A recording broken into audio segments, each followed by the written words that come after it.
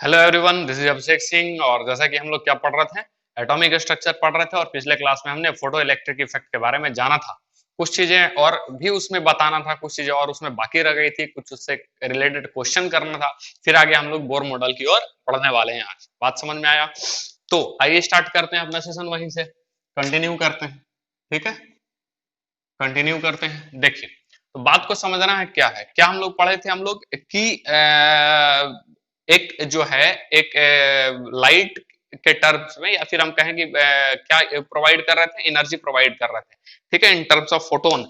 किस पे? तो मेटल सरफेस पे। और मेटल सरफेस पे जब हम लोग एनर्जी प्रोवाइड कर रहे थे in terms of photon, EP जिसको हम लोग लिख रहे थे, तो वहां पे उसके बाद अपने को क्या देखने को मिला कि उस सतह से, यानी कि उस मेटल के सतह से इलेक्ट्रॉन जो है इजेक्ट आउट हो जा रहा था।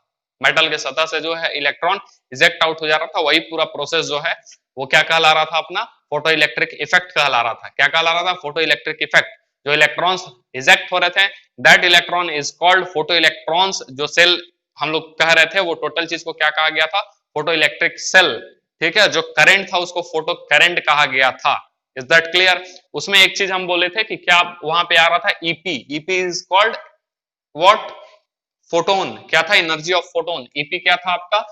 EP. EP is equal to energy, energy of photon. EP क्या था? Energy of photon. और केस कुछ बताए थे। क्या केस बताए थे हम? पहला केस यही आपको बताए थे कि ईपी, ईपी यदि हो जाए छोटा, ईपी यदि हो जाए छोटा किससे? वर्क फंक्शन से।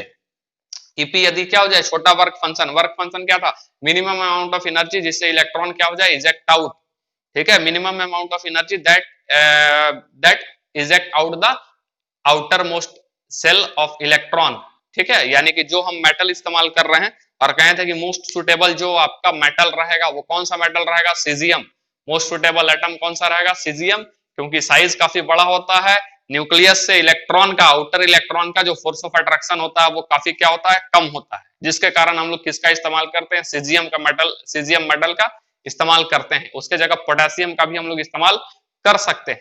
ठीक है, तो बेसिकली क्या बोले थे? ईपी क्या है? Energy of photon. जो हम एनर्जी ऑफ फोटोन दे रहे हैं, और ये आपका वाई क्या था? Work function. वाई क्या था यहाँ पे? Work function. तो और वर्क फंक्शन क्या बोले कि वही एनर्जी जिससे इलेक्ट्रॉन इजेक्ट आउट हो जाए। ठीक है, मिनिमम एनर्जी जिससे क्या हो जाए? इलेक्ट्रॉन इजेक्ट आउट हो जाए, that is called work function. तो कहें कि ईपी जो है वो छोटा है वर्क फंक्शन से। ईपी जो है वर्क फंक्शन से छोटा है, तो क्या हुआ था? Energy will not, sorry, electron will not eject out. क्या बोले थे? Electron will not eject, eject out. ठीक है, इलेक्ट्रॉन जो है वो बाहर नहीं निकलेगा। इलेक्ट्रॉन जो है वो बाहर नहीं निकलेगा। दूसरा क्या बोले थे? EP, EP greater than equal to 5। ठीक है, EP greater than equal to 5। तो उस कंडीशन में क्या हो जाएगा? बड़ा तो है, इक्वल हो सकता है या फिर बड़ा होगा, लेकिन बहुत ज्यादा बड़ा यहां हम बात नहीं कर रहे हैं। ठीक है, मान के चलेंगे कि इक्वल ही। ठीक है, तो यहाँ पे इलेक्ट्रॉन जो होगा, इलेक्ट्रॉन विल इजेक्ट। इलेक्ट्रॉन क्या हो जाएगा भाई? बाहर निकल जाएगा। जस्ट इलेक्ट्रॉन बाहर निकलेगा। और तीसरा केस क्या बताए थे कि ईपी जो है बहुत बहुत ज्यादा बड़ा है, किससे? वर्क फंक्शन से। तो क्या होगा? Electron will eject, electron will eject. ठीक है, इलेक्ट्रॉन बाहर निकलेगा। And have, and have kinetic energy. और जो इलेक्ट्रॉन जो बाहर निकला है उसमें आपको काइनेटिक एनर्जी भी मिलेगा, क्योंकि ईपी क्या है? काफी ज्यादा है। तो एनर्जी जो हम फोटोन का प्रोवाइड किए हैं उस मेटल सरफेस पे, वो बहुत ज्यादा अमाउंट में है। इतना ज्यादा अमाउंट में है कि वो इलेक्ट्रॉन को बाहर तो निकाल रहा है, साथ ही साथ जो बचा हुआ एनर्जी है उस इलेक्ट्रॉन को काइनेटिक एनर्जी प्रोवाइड करने में हेल्प कर रहा है। Is that clear? बात समझ में आ रहा है यहाँ पे? तो ये तीन केसेस हम लोग देखे थे। साथ ही साथ हम ये भी कहे थे कि सीजियम मेटल जो होगा, ठीक है, और एक बात कि यहाँ पे जो वर्क फंक्शन है, ठीक है, work function, work function, work function क्या था भाई? मिनिमम एनर्जी जिससे इलेक्ट्रॉन बाहर निकल जाए। तो क्या वही आयोनाइजेशन एनर्जी भी है क्या? एकदम सही पकड़े, वही क्या है? आयोनाइजेशन एनर्जी भी है। क्योंकि आयोनाइजेशन एनर्जी में भी क्या करते थे? आउटर मोस्ट सेल से इलेक्ट्रॉन को हम लोग बाहर करने में जो एनर्जी लगता था, दैट इज कॉल्ड, क्या होता था? Ionization energy. तो हम यहाँ पे लिख सकते हैं, क्या लिख सकते हैं? कि वर्क फंक्शन जो होगा, work function is equal to ionization, ionization energy, energy. Work function बराबर क्या हम लोग लिख सकते हैं? Ionization energy. Is that clear? Work function is equal to क्या लिख सकते हैं? Ionization energy. ठीक है, पहली बात तो ये। उसके बाद साथ ही साथ बोले थे कि सीजियम, सीजियम इज द ठीक है, most suitable element for photo electric, ठीक है, इलेक्ट्रिक इफेक्ट, ठीक है, यानी कि फोटो इलेक्ट्रिक इफेक्ट के लिए जो सीजियम मेटल होता है, सीजियम अल्कली मेटल है, सीजियम ग्रुप 1 का सबसे नीचे में मिलता है आपको, ठीक है। तो सीजियम ये वाला जो मेटल है वो काफी क्या रहता है, यस काफी क्या रहता है, काफी आपका मेटेलिक कैरेक्टर इसका काफी ज्यादा होता है।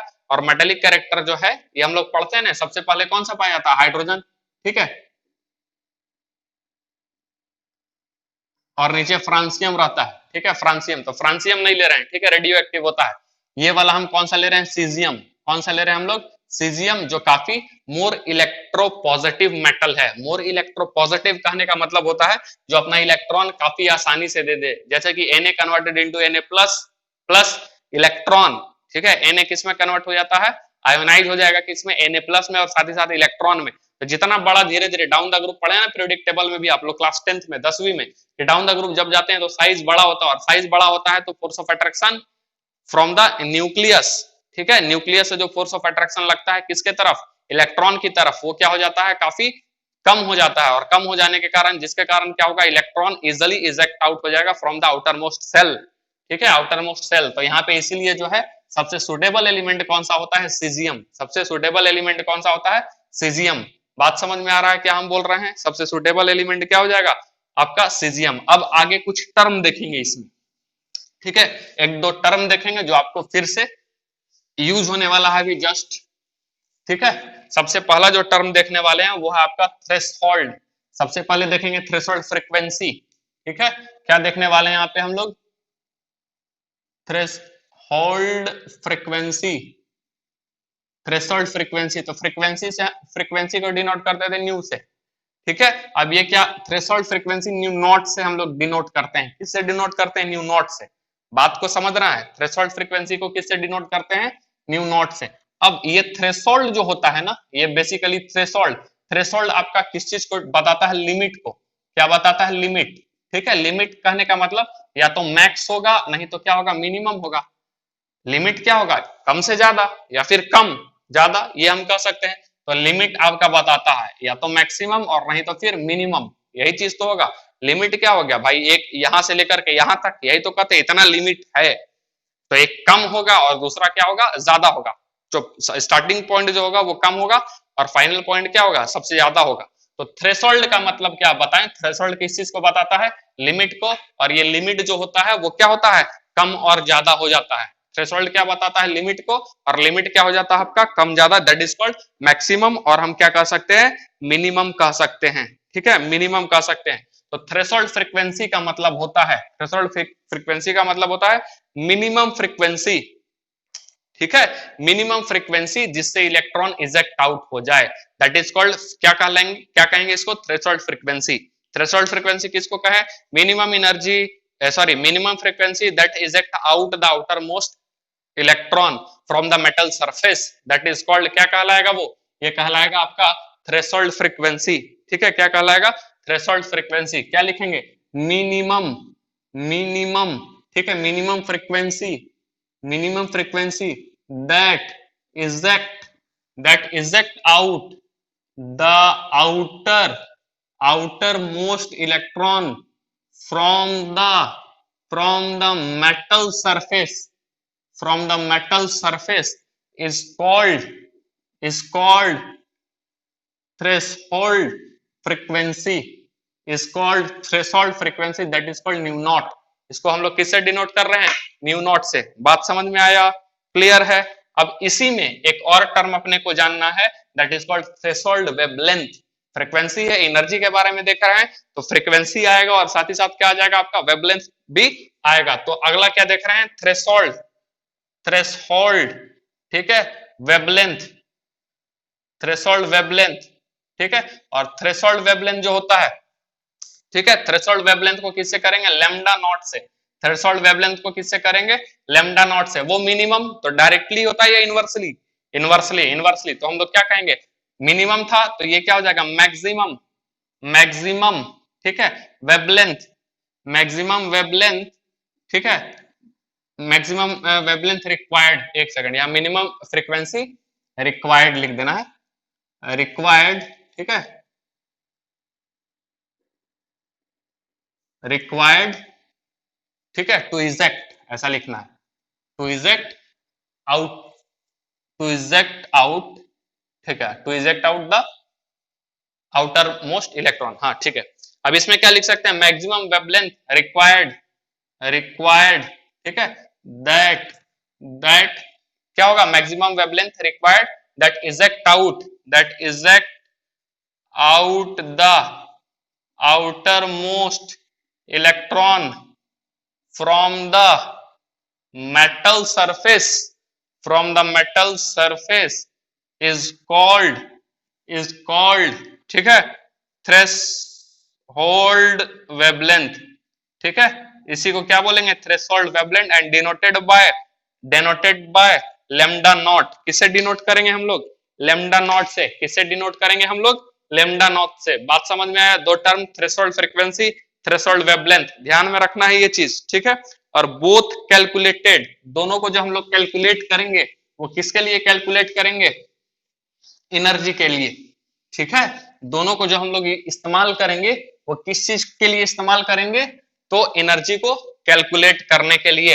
एनर्जी इन टर्म्स ऑफ क्या बोले थे, फोटोन है यहाँ पे, एनर्जी किस टर्म है यहाँ पे, फोटोन के टर्म्स में है। तो यहाँ पे और एक चीज हम लोग क्या लिख सकते हैं, यहाँ पे लिख सकते हैं बोथ आर कैलकुलेटेड फॉर, ठीक है, बोथ आर कैलकुलेटेड फॉर, और एनर्जी यहाँ पे किस लिए, कौन सा एनर्जी का यहाँ हम बात करते हैं, work function, work function phi, that is called minimum amount of energy that eject out the outer most electron of the metal, ठीक है, outer most electron of the metal. तो both are calculated for the work function, ठीक है, work function, ठीक है, इसके लिए calculate किया जाता है।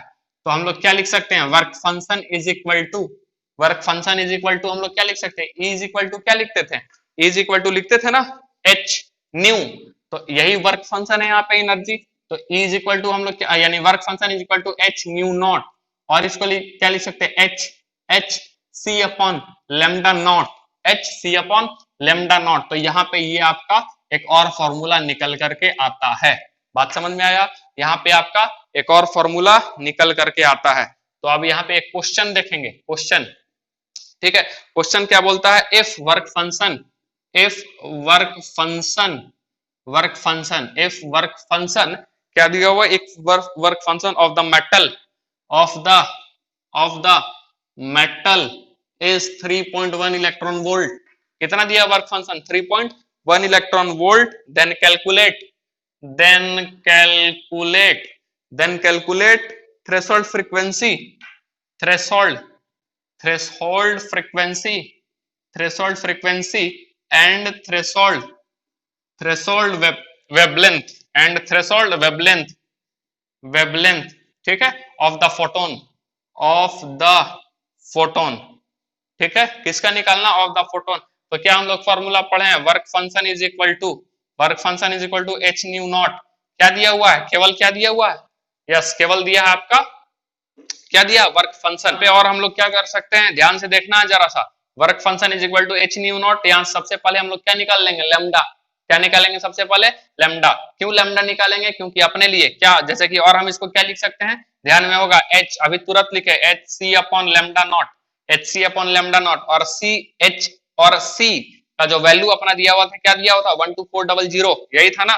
तो क्या लिख सकते हैं हम लोग, 12400 अपॉन लेमडा, और ये किस में रहेगा, एंगस्ट्रॉम में, और ये वाला जो वैल्यू था वो किस में था, इलेक्ट्रॉन वोल्ट में, याद है, वो किस में था, इलेक्ट्रॉन वोल्ट में, आपको पहले से याद होगा। और ये बराबर कितना ये बराबर कितना दिया हुआ, 3.1, 3.1 इज इक्वल टू क्या हो जाएगा, 12400 अपॉन लेमडा, और ये किस में होगा आपका, एंगस्ट्रॉम में, ये किस में होगा, एंगस्ट्रॉम में। तो इसको निकालने पे कितना आ जाएगा, समझ में आ रहा है। इसको यदि हम लोग कहें तो ऐसा भी लिख सकते हैं हम लोग, lambda naught is equal to ये 12400 अपॉन क्या आ जाएगा, ये 3.1, यही तो आ जाएगा, कितना आ जाएगा 3.1। ये वाला पॉइंट यदि हम हटा दें तो एक ऊपर क्या लिख देंगे, जीरो, एक ऊपर क्या लिख देंगे, जीरो, और ये कितना बार में कट जाएगा, 3 चके 12, ठीक है, 4 टाइम्स में 4, और ये आ जाएगा आपका 1 2 3, ठीक है, 1 2 3, यानी हम इसको और क्या लिख सकते हैं, हाँ यही लिख देंगे, और ये आपका क्या हो जाएगा, लेमडा। ठीक है, ये आपका क्या निकल जाएगा, आपका लेमडा नॉट। ठीक है, अब ये तो आपका लेमडा नॉट निकल गया, ये आपका एंगस्ट्रॉम में आ जाएगा। अब यहां से आपको क्या निकालना है, न्यू फ्रीक्वेंसी भी तो निकालना है ना, थ्रेशोल्ड फ्रीक्वेंसी, तो ऊपर थोड़ा सा मिटाएंगे हम। ठीक है, थ्रेशोल्ड फ्रीक्वेंसी, तो उसके लिए हम लोग कौन सा फॉर्मूला लगा देंगे, ये वाला जानते हैं, work function is equal to, और हम लोग क्या लिख सकते हैं, क्या लिख सकते हैं, ये क्योंकि एनर्जी इज इक्वल टू हम लोग क्या लिखे थे, ये nu naught nu into lambda, ये पढ़े थे ना, is equal to nu into lambda, ये स्टार्टिंग में ही पढ़े थे। ठीक है, sorry, c is equal to क्या पढ़े थे, न्यू इनटू लेमडा, तो उसी फॉर्मूले के बेसिस पे हम लोग क्या लिख सकते हैं, सी इज इक्वल टू, ठीक है, सी इज इक्वल टू क्या लिख सकते हैं, new naught into lambda not, new naught into lambda naught. तो यहाँ पे क्या निकला हुआ आपका, जो सी है यानी कि लेमडा नॉट आया हुआ है, ये न्यू नॉट, तो nu not is equal to क्या हो जाएगा ये, यानी कि C upon lambda not, C upon lambda not. और याद में रखना, लेमडा नॉट जो है वो एंगस्ट्रॉम में है, लेमडा नॉट किस में है, एंगस्ट्रॉम में, तो उसको कन्वर्ट कर लेना होगा मीटर में। ठीक है, तो इसको यदि हम यहीं पे चाहें, अच्छा ऊपर ही हम कन्वर्ट कर दे रहे हैं, ठीक है, तो इसको क्या लिख सकते हैं, 3 इंटू 10⁸8, 3 इंटू 10⁸8 मीटर पर सेकेंड अपॉन, फिर ये क्या हो जाएगा, लेमडा नॉट 4000 था, 4000 इंटू 10⁻⁻10 मीटर। अब ये मीटर मीटर गया, बच गया second inverse, and second inverse is the unit of frequency, that is also known as hertz. ठीक है, उसको क्या बोलेंगे, हर्ट्ज। तो इसको और हम क्या लिख सकते हैं, ये ऊपर चला जाएगा तो क्या हो जाएगा, +10, और +10 हो जाएगा 18। ठीक है, यानी कि इसको, अच्छा 3 जीरो है ना, तो 3 जीरो है, तो तीनों जीरो हम यहाँ से कर देते हैं माइनस, यानी 10⁻⁻7, और 10⁻⁻7 चला जाएगा ऊपर, तो हो जाएगा +7, 7 दूनी 14, 15। ठीक है, यानी इसको और हम क्या लिख सकते हैं, 30 इंटू 10⁻14। ठीक है, लिख सकते हैं क्या, ठीक है, 30 इंटू 10⁻14, समझ में आया। और ये लिखे 4, क्यों एक हम जीरो दे दिए और वहां से कम, क्योंकि न्यूमरेटर को अपने को बड़ा करना है, और यहां से फिर आप कैलकुलेट करोगे तो 7.5 इंटू 10⁻14 हर्ट्ज आएगा। तो ये आपका आंसर है किसके लिए, yes, that is called new not यानी थ्रेशोल्ड फ्रीक्वेंसी के लिए ये आपका आंसर आ गया। बात समझ में आया, ये आपका आंसर आया। तो एक चीज और आपको ध्यान में रखना है कि ये वाला जो न्यू नॉट है, ये न्यू नॉट आपका क्या है, मिनिमम है। न्यू नॉट आपका क्या है, मिनिमम। और ये जो लेमडा नॉट है, लेमडा नॉट हमेशा क्या है इसके लिए, मैक्सिमम। लेमडा नॉट यहाँ पे क्या निकला है, मैक्सिमम। ये मैक्सिमम है, ये क्या है, मैक्सिमम। और ये क्या है, मिनिमम। ये क्या है, मिनिमम। यही पढ़े हैं ना हम लोग, मैक्सिमम और मिनिमम। ठीक, अब इसमें और एक चीज बताते हैं, इसमें और एक चीज बताते हैं।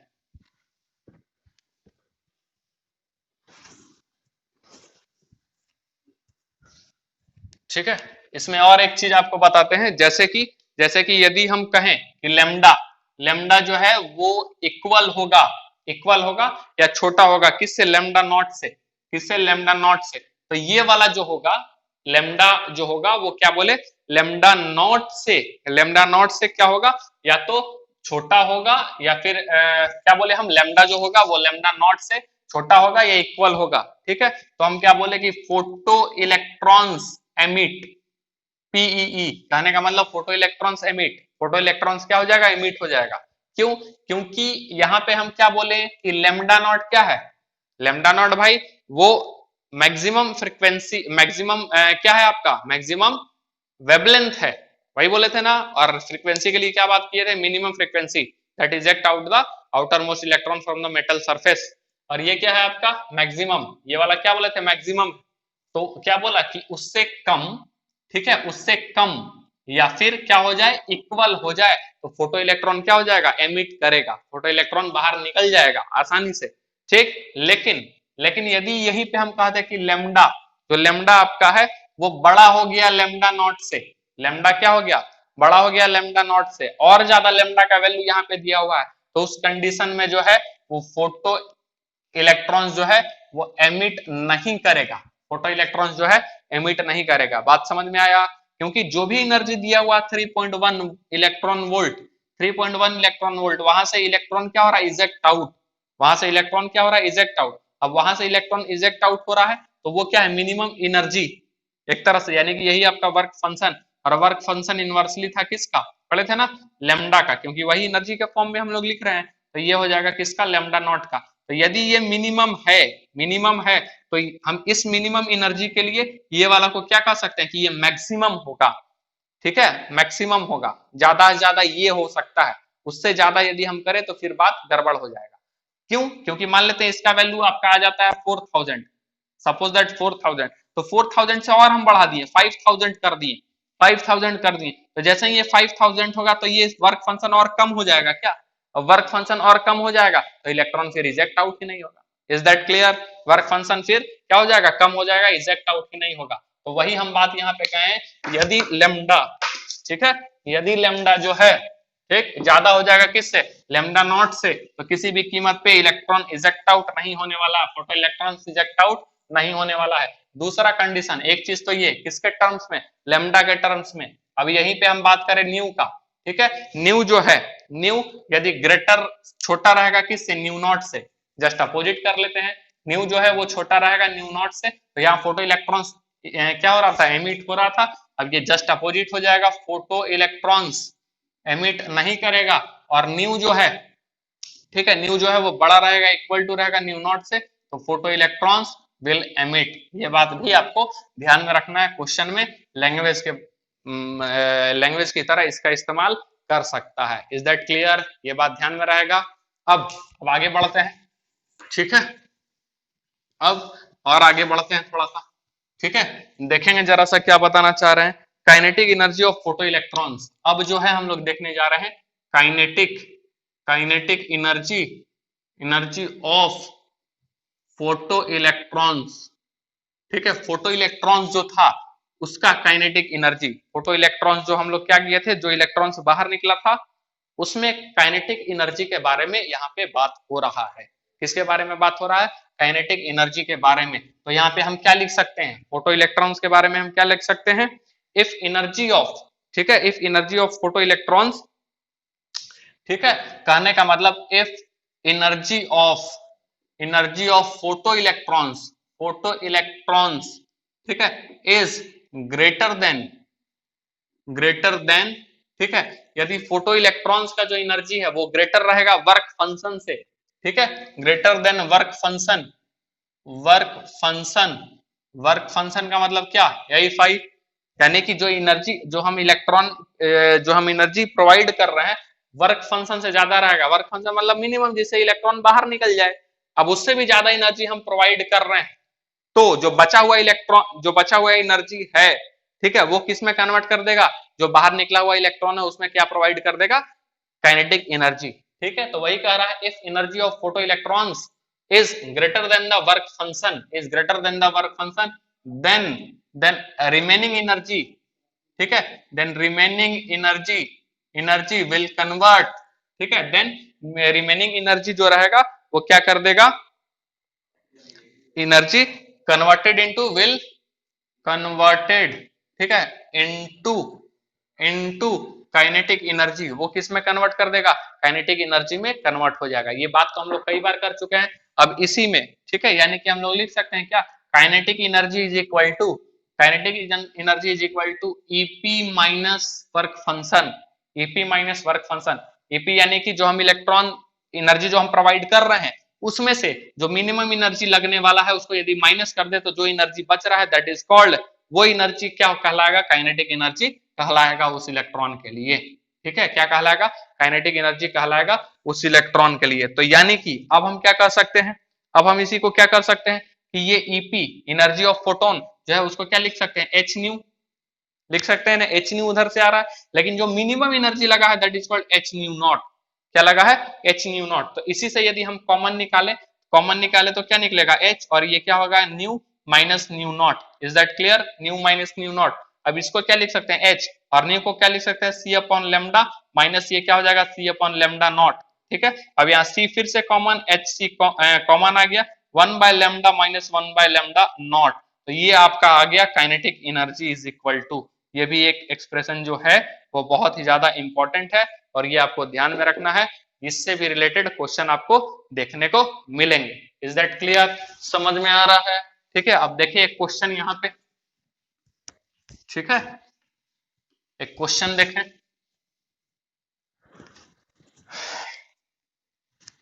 क्वेश्चन देखें, जैसे जैसे क्वेश्चन क्या है, कहता है calculate kinetic energy of emitted photo electrons, calculate calculate kinetic energy, kinetic energy of, kinetic energy of emitted photo electrons, emitted, ठीक है, photo electrons, photo electrons emitted photo electrons when a photon of wavelength, when when of when a when a photons of wavelength, when a photons of wavelength, when a photons of wavelength, कहता wavelength 300 nanometer falls on a metal, 300 nanometer falls on a metal, on a metal, on a metal having work function, having work function 3 electron volt, work function कितना दे दिया है, 3 electron volt दे दिया है। Is that clear? Work function कितना दिया है, 3 electron volt दिया है, यानी कि work function is equal to क्या हो गया, 3 electron volt, work function is equal to क्या हो गया, 3 इलेक्ट्रॉन वोल्ट, और वेवलेंथ कितना दिया हुआ है, यानी लेमडा, ठीक है, लेमडा नॉट, लेमडा नॉट आपका कितना दे दिया है, 300 नैनोमीटर, तो 300 नैनोमीटर को क्या लिख सकते हैं, 3000 एंगस्ट्रॉन्ग लिख सकते हैं, क्या क्या लिख सकते हैं, 3000 एंगस्ट्रॉन्ग। तो अब ठीक है, तो अब ईपी यानी कि energy of photon, energy of photon यदि हम लोग निकालना चाहे, फोटोन व्हेन द, सॉरी ये है आपका लेमडा, ये क्या है आपका लेमडा, तो ईपी इज इक्वल टू क्या हो जाएगा, ईपी इज इक्वल टू क्या हो जाएगा, हम लोग क्या पढ़े थे कि energy of photon, energy of photon बराबर हम लोग क्या पढ़े थे, एच न्यू, क्या पढ़े थे, एच एच न्यू, तो इसको हम लोग क्या लिख सकते हैं, एच सी अपॉन लेमडा, तो ये क्या हो जाएगा 12400 अपॉन क्या हो जाएगा, ये 3000, ठीक है, एंगस्ट्रॉन्ग में ही है, बहुत अच्छी बात है, ये डबल जीरो चला जाएगा, ये जीरो चला जाएगा, ठीक है, और यहाँ पे जो आपका रिजल्ट आने वाला है वो कितना आने वाला, 4.1 electron volt, that is 4.1 electron volt, तो ये 4.1 इलेक्ट्रॉन वोल्ट तो एनर्जी आ रहा है, 4.1 इलेक्ट्रॉन वोल्ट का एनर्जी आ रहा है, दैट इज ये ईपी है, ये क्या है ईपी, ठीक है।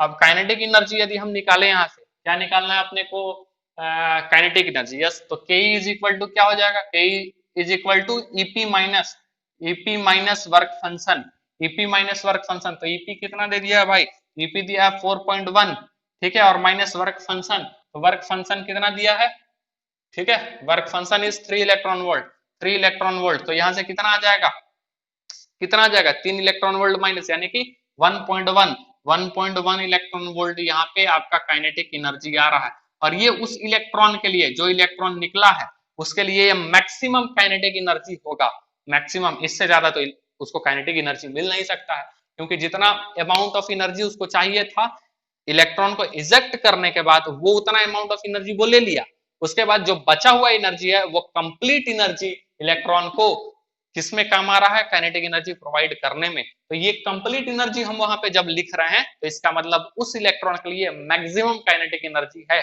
क्योंकि मान लेते हैं 10 एनर्जी उसके पास था, 3 एनर्जी वो ले लिया इलेक्ट्रॉन को बाहर निकालने में, और जो 7 का 7 एनर्जी है वो उसको किसमें यूज हो रहा है, काइनेटिक एनर्जी प्रोवाइड करने में। इसका मतलब यह है कि वो जो काइनेटिक एनर्जी है उस इलेक्ट्रॉन के लिए मैक्सिमम काइनेटिक एनर्जी कहलाएगा, क्या कहलाएगा, मैक्सिमम काइनेटिक एनर्जी कहलाएगा। Is that clear? अब थोड़ा सा और यदि हम देखें आगे, ठीक है,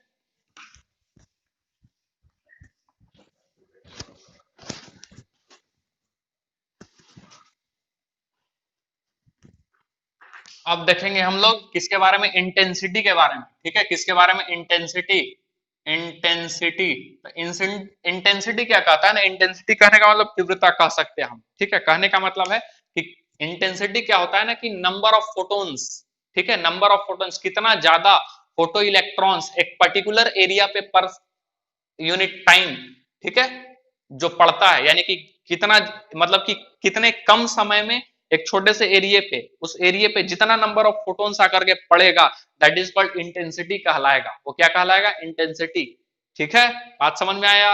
इंटेंसिटी, फिर से बोल रहे हैं कि जितना ज्यादा, अब भाई ज्यादा नंबर ऑफ फोटॉन्स पड़ रहा उस पर्टिकुलर एरिया पे, मान लेते हैं ये एक पॉइंट है, ठीक है, इस पॉइंट पे बहुत सारा फोटॉन्स आकर के पड़ रहा, बहुत सारा फोटॉन्स आकर के पड़ रहा है, तो इसका इंटेंसिटी क्या हो जाएगा, बहुत ज्यादा होगा। क्यों? क्योंकि बहुत ज्यादा एनर्जी हम प्रोवाइड कर रहे हैं एक पर्टिकुलर एरिया पे, एक पर्टिकुलर एरिया पे, टाइम के आधार पे, एक निश्चित समय पर, ठीक है।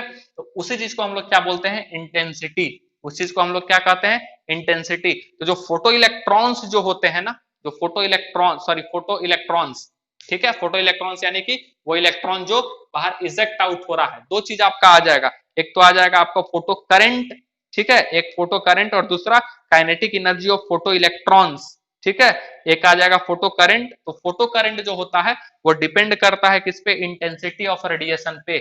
फोटो करंट जो होगा, ठीक है, फोटो करंट यानी कि जो करंट आपका आएगा सर्किट में, तो वो किस पे डिपेंड करेगा, इंटेंसिटी पे।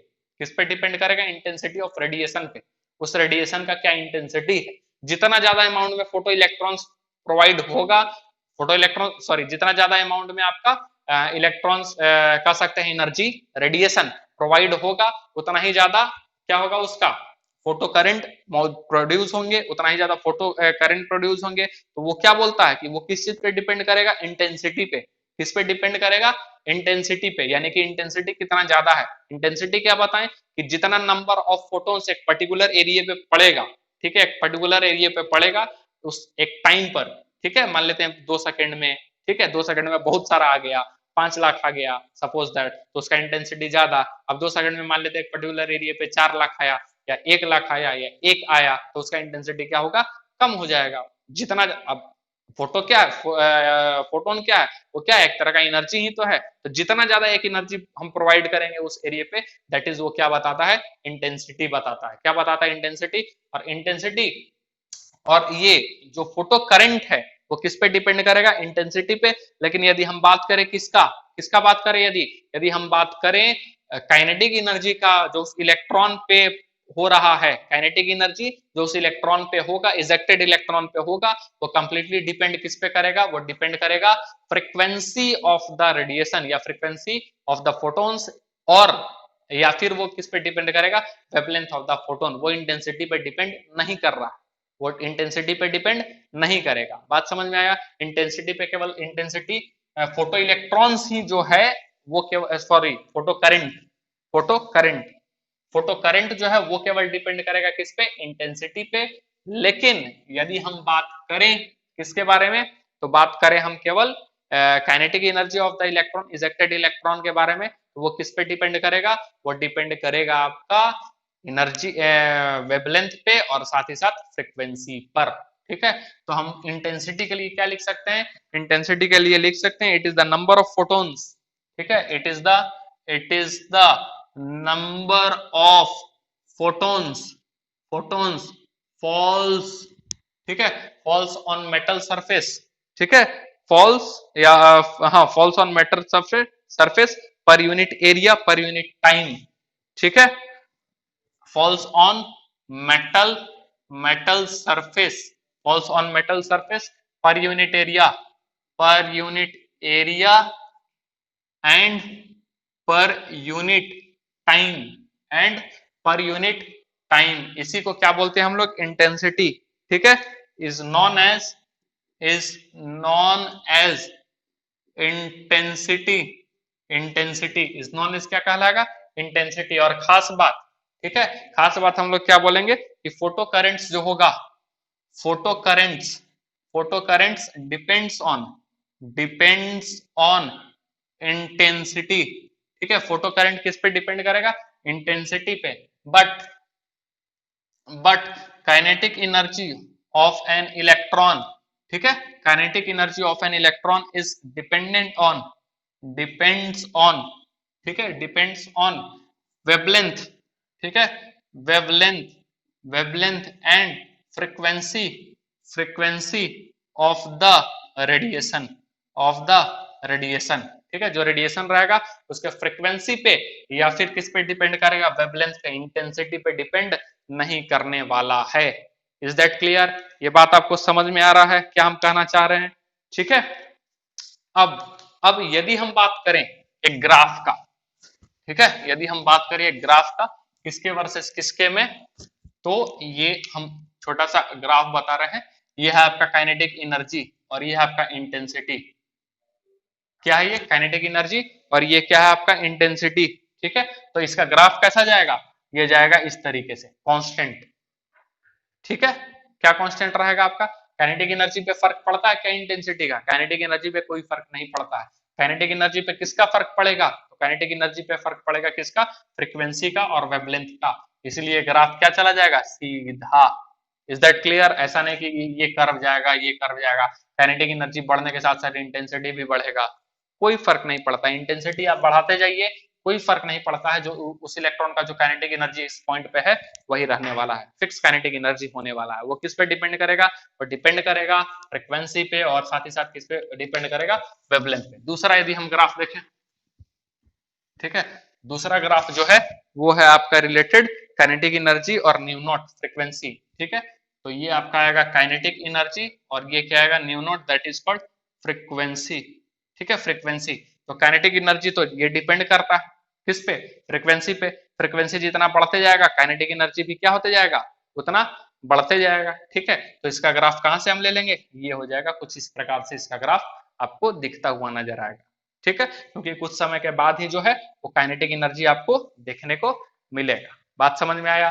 तो इसका इस तरीके से दो ग्राफ आपको देखने को मिलेगा। एक क्वेश्चन लिखते हैं, फिर फर्दर हम लोग आगे की ओर बढ़ते हैं।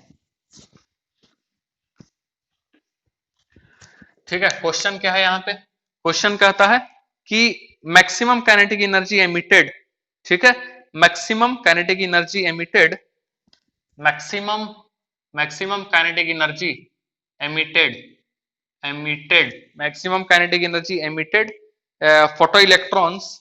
ठीक है, फोटो इलेक्ट्रॉन्स। ठीक है, photo electrons when photons of wavelength, when photons of when photons of wavelength wavelength wavelength ठीक है, 410 nanometre, 410 nanometre falls on a metal. ठीक है, falls on a metal, metal पे पड़ता है, उसका कितना है वेवलेंथ? इतना वेवलेंथ है। ठीक है, और उसके बाद क्या कहता है? Metal is false on a metal is 2 electron volt. ठीक है, falls on a metal is 2 electron volt. ठीक है, 2 इलेक्ट्रॉन वोल्ट। उसके बाद कहता है calculate work function, calculate calculate work function. ठीक है, कैलकुलेट वर्क फंक्शन। साथ ही साथ कहता है थ्रेशोल्ड फ्रीक्वेंसी। ठीक है, थ्रेशोल्ड थ्रेशोल्ड फ्रीक्वेंसी। ठीक है, threshold frequency and threshold wavelength and threshold wavelength. ठीक है, थ्रेशोल्ड वेवलेंथ। क्या क्या निकालना है आपको? कैलकुलेट करना वर्क फंक्शन को, साथ ही साथ आपको निकालना है क्या? थ्रेशोल्ड फ्रीक्वेंसी, और साथ ही साथ आपको क्या निकालना है? Threshold wavelength. सारा कुछ आपको जो है वो निकालना है। Is that clear? क्या बताना चाह रहे हैं? तो क्वेश्चन में क्या दिया हुआ है? क्वेश्चन में दिया है आपका kinetic energy, maximum kinetic energy emitted. ठीक है, maximum kinetic energy emitted photo electrons, maximum kinetic energy emitted photo electrons when wavelength कितना दिया हुआ? इतना। इस वेवलेंथ पे उसका काइनेटिक एनर्जी क्या है? मैक्सिमम काइनेटिक एनर्जी होगा, दैट इज 2 इलेक्ट्रॉन वोल्ट। यानी कि kinetic energy is equal to क्या दिया हुआ? 2 इलेक्ट्रॉन वोल्ट। काइनेटिक एनर्जी आपका क्या दे दिया है? 2 इलेक्ट्रॉन वोल्ट। तो ईपी, ठीक है, तो ईपी ये तो काइनेटिक एनर्जी दिया है, मैक्सिमम काइनेटिक एनर्जी। यानी कि मैक्सिमम काइनेटिक एनर्जी का मतलब क्या हो गया? कि जितना जो एनर्जी है, जितना एनर्जी जो उधर से प्रोवाइड हुआ है उसमें से इलेक्ट्रॉन बाहर निकल गया और उसके बाद जो एनर्जी बचा है दैट इज कॉल्ड, वो क्या हो जाएगा? काइनेटिक एनर्जी में लग जाएगा। तो सारा का सारा एनर्जी लगा हुआ। इसका मतलब यदि हम कहें कि ईपी इज इक्वल टू क्या हो जाएगा? 12400। क्यों? ईपी इज इक्वल टू क्या? Energy of photon, that is h c h nu. ठीक, और उसके बाद हम लोग क्या लिख सकते हैं? एच न्यू को लिख सकते हैं एच सी अपॉन लेमडा, और एच सी बराबर हम लोग क्या पूरा फॉर्मूला पुट किए थे 12400 अपॉन, और ये नैनोमीटर यानी 41000 कर दे, क्या एंगस्ट्रॉम में आ गया, ये 0000 कट जाएगा और ये 4 3 12। ठीक है, बात समझ में आ रहा है? अप्रोक्स आपका 3 आ जाएगा, अप्रोक्स आपका कितना आ जाएगा? 3 आ जाएगा। तो यहाँ पे हम लिख दे रहे हैं कितना? 3 इलेक्ट्रॉन वोल्ट। क्या लिख दे रहे हैं? 3 इलेक्ट्रॉन वोल्ट। तो ईपी इतना है, ठीक। तो वर्क फंक्शन क्या हो जाएगा? ईपी इज इक्वल टू क्या था?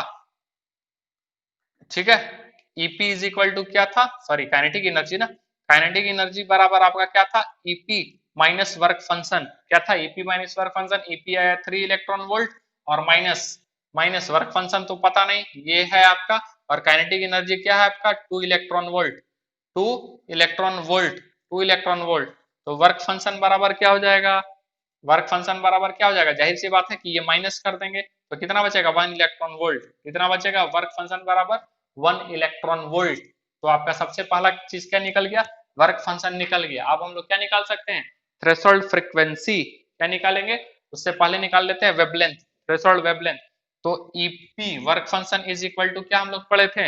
एच, सॉरी, हाँ, वर्क फंक्शन बराबर आपका क्या था? H nu naught. उसके जगह हम लोग क्या लिख सकते हैं? 1 2, यही था ना, work function is equal to h nu naught. और इसके बराबर हम क्या लिख सकते हैं? H c upon lambda not. और ये वाला वैल्यू बैठा करके 1, और ये हो जाएगा 12400 अपॉन लेमडा नॉट। ठीक है, और lambda naught is equal to 12400, यही तो आ गया। Lambda naught is equal to 12400। ठीक है, और यदि हम लोग चाहें क्या निकाल सकते हैं? यहाँ से फ्रीक्वेंसी निकाल सकते हैं। तो ये क्या हो जाएगा? C इज इक्वल टू क्या पढ़े थे? Nu naught into lambda naught. तो लेमडा नॉट तो आपको दिया हुआ है, nu not is equal to क्या हो जाएगा? C upon, nu not is equal to क्या हो जाएगा? C upon lambda naught. तो C बराबर क्या दिया हुआ? 3 इंटू 10⁸, ठीक है, मीटर पर सेकेंड। और ये लेमडा नॉट किस में? एंगस्ट्रॉम में। किसमें कन्वर्ट कर देंगे? यस, मीटर में। तो ये हो जाएगा आपका 12400, ठीक है, इंटू 10⁻⁻10 मीटर। ये मीटर मीटर खत्म। और ये हम क्या लिख सकते हैं? 2 जीरो यहां से उड़ा दे उससे, तो हो जाएगा 10⁸। और 10⁸ ऊपर चला जाएगा तो हो जाएगा प्लस में। ठीक है, तो एक 16 हो जाएगा, यानी 3 इंटू 10⁻16 और अपन 124, यही तो होगा। अब थोड़ा सा इसको हम क्या कर दें? इसको थोड़ा सा और हम बड़ा करके लिखना पड़ेगा, थोड़ा सा इधर। ठीक है, तो इसको और हम क्या लिख सकते हैं? न्यू नॉट, यही था ना अपना। Nu not is equal to क्या हो जाएगा? वहां पे दिया हुआ है 3 इंटू 10⁻16। ठीक है, 3 इंटू 10⁻16। ठीक है, ये हो जाएगा आपका 3 इंटू 10⁻16, और ये डिवाइडेड बाय क्या हो जाएगा? 124। तो इसको लिख सकते हैं 300 इंटू 10⁻14 अपॉन 124। कितना हो जाएगा? 124, तकरीबन 125 है। तकरीबन कितना है आपका? 125। तो ये तकरीबन तकरीबन आपका चला जाएगा अप्रोक्स 2.5। ठीक है, 2.5 इंटू 10⁻14 हर्ट्ज। और यहाँ सेकंड इनवर्स बचा हुआ था। तो ये आपका क्या निकल गया? न्यू नॉट बराबर, न्यू नॉट बराबर क्या निकल गया? ये। तो ये पूरा का पूरा आपका कहानी हो गया किस पे? फोटो इलेक्ट्रिक इफेक्ट पर। तो आज एकदम छोटा सेशन रखते हैं फोटो इलेक्ट्रिक इफेक्ट पे। तो ये आपका खत्म होता है कंप्लीटली पूरे तरीके से। कुछ आपको हम डीपीपी देंगे, ठीक है, वो आपको सॉल्व करना है। फिर आगे हम लोग कल बोर मॉडल को चालू करने वाले हैं। ठीक है, आज ज्यादा बड़ा सेशन नहीं लिए, तो कल से फिर बोर मॉडल पढ़कर एक बार इसको अच्छे से रिवाइज करके, और एनसीईआरटी में बोर मॉडल दिया वो उसको भी आपको पढ़ करके आना है। ठीक, एनसीईआरटी थोड़ा सा पढ़ेंगे और नोट्स जो है एकदम बखूबी बनाएंगे। जो हम बोर्ड पे लिखते हैं कम से कम उतना तो आपको नोटबुक में लिखना ही लिखना। और जो कहते हुए भी कुछ पॉइंट आपको लगा ये इंपॉर्टेंट है, सर बता रहे हैं, इसको नोट कर लेना चाहिए, तो उसको एकदम आप नोट कर ही लें। Is that clear? चलिए अगले सेशन में हम लोग फिर से मिलते हैं। Thank you so much.